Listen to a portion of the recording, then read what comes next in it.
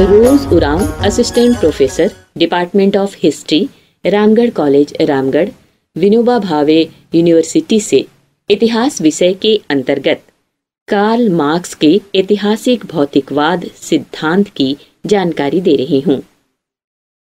Karl Heinrich marks एक प्रसिद्ध German दार्शनिक, इतिहासकार, समाजशास्त्री और सामाजिक समाजवाद के प्रणेता थे।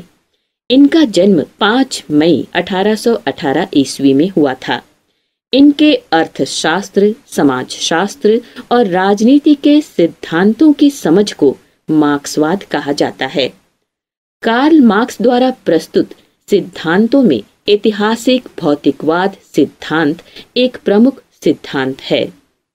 मार्क्स के ऐतिहासिक भौतिकवाद सिद्धांत की बात करें तो द्वंद्वात्मक भौतिकवाद के सिद्धांत को मानव समाज तथा उसके इतिहास पर लागू करके सामाजिक संबंधों की उत्पत्ति एवं विकास के नियमों को समझने तथा ज्ञान प्राप्त करने को ही ऐतिहासिक भौतिकवाद कहते हैं। मार्क्स अपनी कृति जर्मन विचारधारा में ऐतिहासिक भौतिकवाद की मुख्य बातों के उल्लेख के साथ यह बताते हैं कि ऐतिहासिक भौतिकवाद ही उस भौतिक प्रभाव को स्पष्ट करता है जो इतिहास की घटनाओं का नियमन व संचालन करता है। उस भौतिक प्रभाव के स्पष्टीकरण में मार्क्स ने क्रम से भौगोलिक पर्यावरण, जनसंख्या तथा आर्थिक कारकों का गहन अध्ययन किया और भौगोलिक पर्यावरण तथा जनसंख्या के निर्णायक भूमिका को अस्वीकार करते हुए आर्थिक कारकों को मानव समाज के इतिहास का प्रमुख निर्धारक माना। यही कारण है कि ऐतिहासिक भौतिकवाद को इतिहास की आर्थिक व्याख्या के नाम से जाना जाता है। मार्क्स के ऐतिहासिक भौतिकवाद का मुख्य तत्व है आर्थिक निर्णयवाद। मार्क्स का कहना है कि इतिहास के निर्माण के लिए प्रथम आवश्यकता यह है कि मनुष्य जीवित रहे और उसके जीवित रहने के लिए उसे भोजन, कपड़ा और मकान आदि भौतिक मूल्यों की आवश्यकता होती है। इन आवश्यकताओं की पूर्ति के लिए वह उत्पादन करता है तथा उत्पादन के लिए उसे उत्पादन के उपकरणों की आवश्यकता पड़ती है। उत्पादन प्रणाली के 2 पहलू हैं, भौतिक तथा सामाजिक। भौतिक उत्पादन के अंतर्गत कुछ उत्पादक संगठन तथा निश्चित एवं आवश्यक उपकरणों का आधिपत्य आदि आते हैं। दूसरी तरफ उत्पादन एक सामाजिक प्रक्रिया भी है जिसमें लोग उत्पादन के समय एक दूसरे को सहयोग देते हैं जो आगे चलकर सामाजिक संबंधों में परिवर्तित हो जाता है। मार्क्स ने प्रथम पहलू को उत्पादक शक्ति तथा दूसरे को उत्पादन संबंध कहा है। मार्क्स के अनुसार उत्पादक शक्ति एवं उत्पादन संबंधों के संपूर्ण योग से ही समाज की आर्थिक संरचना का निर्माण होता है। इसे अधोसंरचना कहा गया है क्योंकि यही वास्तविक नींव है जिस पर समाज की अधिसंरचना खड़ी होती है। अधिसंरचना के अंतर्गत जीवन के अन्य पक्ष जैसे सामाजिक, राजनीतिक, बौद्धिक, सांस्कृतिक आदि आते हैं। मार्क्स के मत से अधोसंरचना के अनुरूप ही अधिसंरचना की प्रवृत्ति निश्चित होती है। समाज के विकास का इतिहास वास्तव में उत्पादन प्रणाली के विकास का इतिहास है। उत्पादन प्रणाली की प्रमुख विशेषता यह है कि यह अधिक समय तक एक स्थिति पर निर्भर नहीं रहती है। इसमें हमेशा परिवर्तन और विकास होता रहता है। इस परिवर्तन को द्वंद्वात्मक भौतिकवाद की सहायता से समझा जा सकता है। उत्पादन प्रणाली में परिवर्तन से संपूर्ण सामाजिक व्यवस्था, विचारों, राजनीतिक मतों और संस्थाओं में परिवर्तन निश्चित हो जाता है। अर्थात उत्पादन प्रणाली में परिवर्तन से समग्र सामाजिक तथा राजनीतिक व्यवस्था का पुनः निर्माण अनिवार्य हो जाता है। विकास के विभिन्न स्तर पर अलग अलग उत्पादन प्रणाली थी। दासत्व युग में एक प्रकार की, सामंत युग में दूसरे प्रकार की। इन परिवर्तनों के साथ साथ मनुष्य की सामाजिक व्यवस्था, आध्यात्मिक जीवन, कला, साहित्य, विचार तथा राजनीतिक संस्थाएं आदि भी परिवर्तित होते रहे। मार्क्स की अवधारणा है कि मनुष्य का सामाजिक अस्तित्व ही अधिकतर उसके विचारों को निर्धारित करता है। सामाजिक अस्तित्व और चेतना दोनों भौतिक उत्पादक शक्ति के साथ परिवर्तित होते रहते हैं, जो कि विकास का द्योतक है। विकास की एक निश्चित अवस्था में उत्पादक शक्ति वर्तमान उत्पादन संबंध के साथ संघर्षरत हो जाता है और समाज में वास्तविक चेतना जागृत हो जाती है। इस प्रकार वही सामाजिक संबंध सामाजिक क्रांति के रूप में सामने आता है। यही क्रांति का नियम है जिसकी भविष्यवाणी मार्क्स ने की है। मार्क्स के अनुसार उत्पादन प्रणाली के परिवर्तन के साथ लोगों के आर्थिक संबंध, सामाजिक व्यवस्था आदि में भी परिवर्तन हो जाता है। इस दृष्टि से मानव इतिहास को 5 युगों में बांटा जा सकता है। इनमें से प्रथम 3 युग बीत चुके हैं, चौथा चल रहा है और अंतिम 5वां आने वाला है। इन 5 युगों में पहला आदिम साम्यवादी युग, दूसरा दासत्व युग, तीसरा सामंतवादी युग, चौथा पूंजीवादी युग और 5वां साम्यवादी युग। अब इसकी चर्चा करते हैं। पहला आदिम साम्यवादी युग। यह इतिहास का प्रारंभिक युग रहा।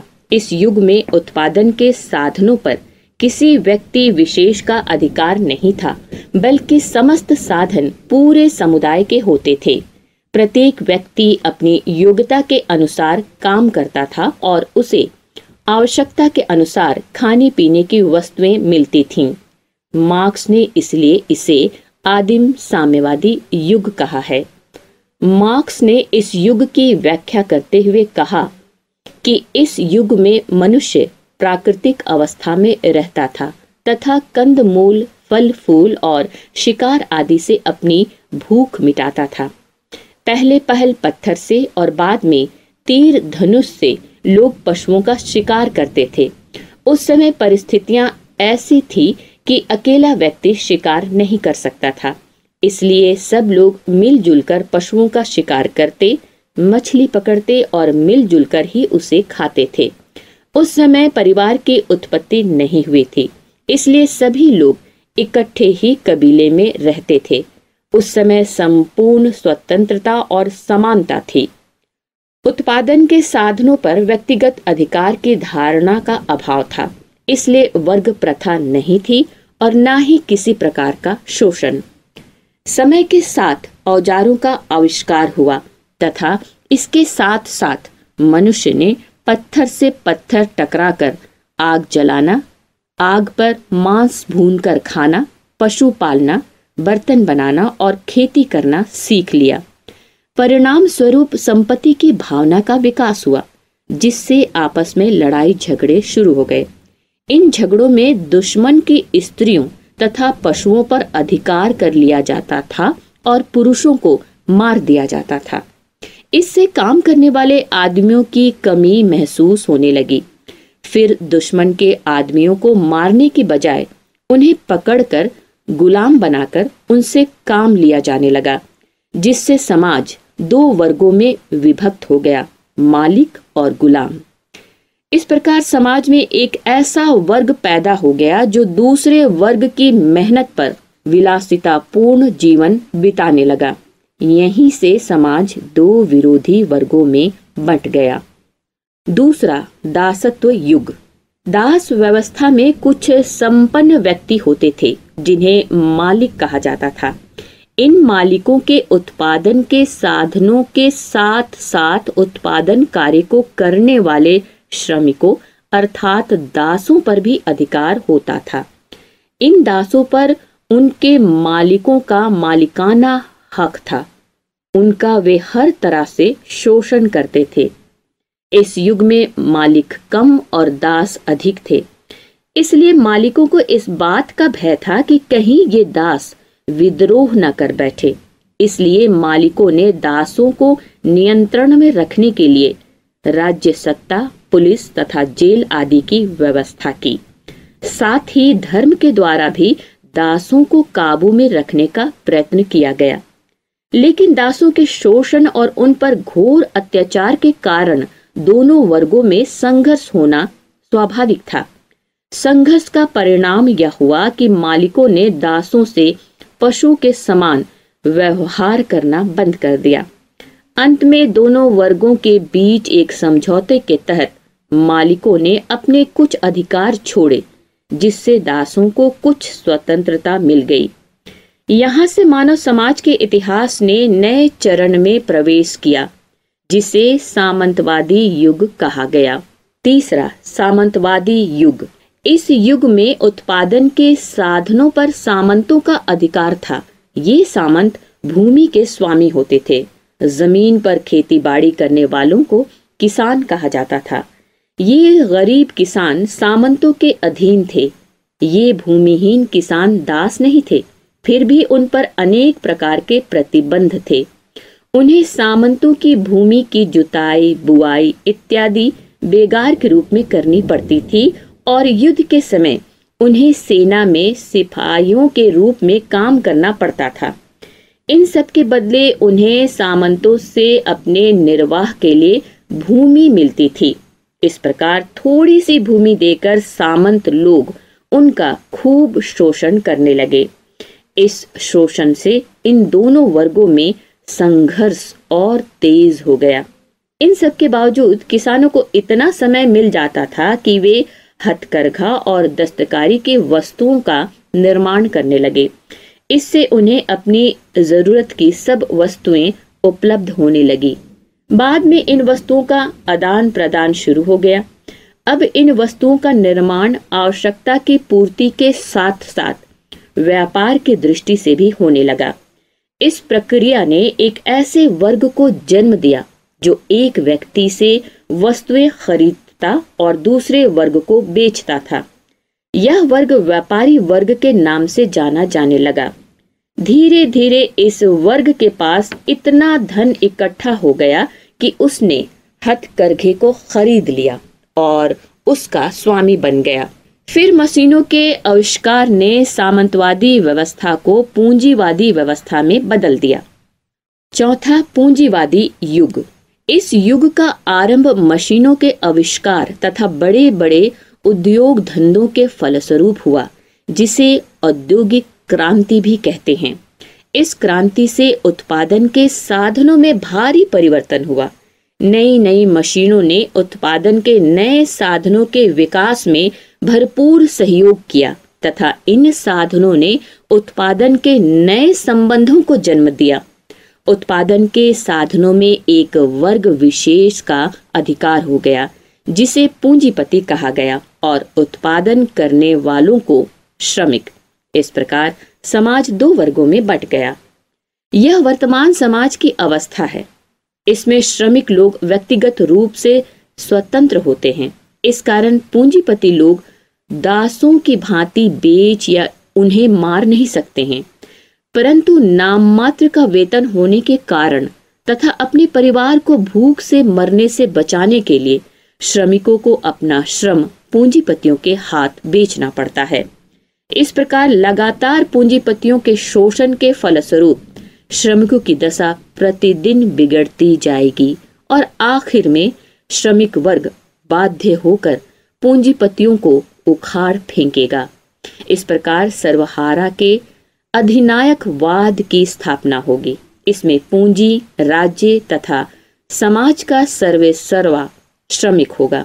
यह पूंजीवादी और साम्यवादी व्यवस्थाओं के बीच का संक्रमण काल होगा। पांचवा और अंतिम युग साम्यवादी युग। कार्ल मार्क्स के अनुसार यह युग राज्य विहीन, वर्ग विहीन और शोषण रहित होगा। उत्पादन के समस्त साधनों पर समाज का आधिपत्य होगा। उत्पादन लाभ के दृष्टिकोण से नहीं बल्कि समाज के हित के लिए होगा और वितरण लोगों के परिश्रम या योग्यता के अनुसार न होकर उनकी आवश्यकता अनुसार होगा। इस प्रकार मार्क्स के अनुसार ये विभिन्न युग परिवर्तन एक भौतिक प्रभाव उत्पादन प्रणाली में परिवर्तन के कारण हुए हैं और होते रहेंगे। यही मार्क्सवादी इतिहास की भौतिक व्याख्या या ऐतिहासिक भौतिकवाद है। आज के लेक्चर में बस इतना ही। मुझे उम्मीद है आप अपने घरों में खूब मन लगाकर पढ़ाई कर रहे होंगे। अगले क्लास में फिर मुलाकात होगी। मास्क और सोशल डिस्टेंसिंग का पालन कर सुरक्षित और स्वस्थ रहें। धन्यवाद।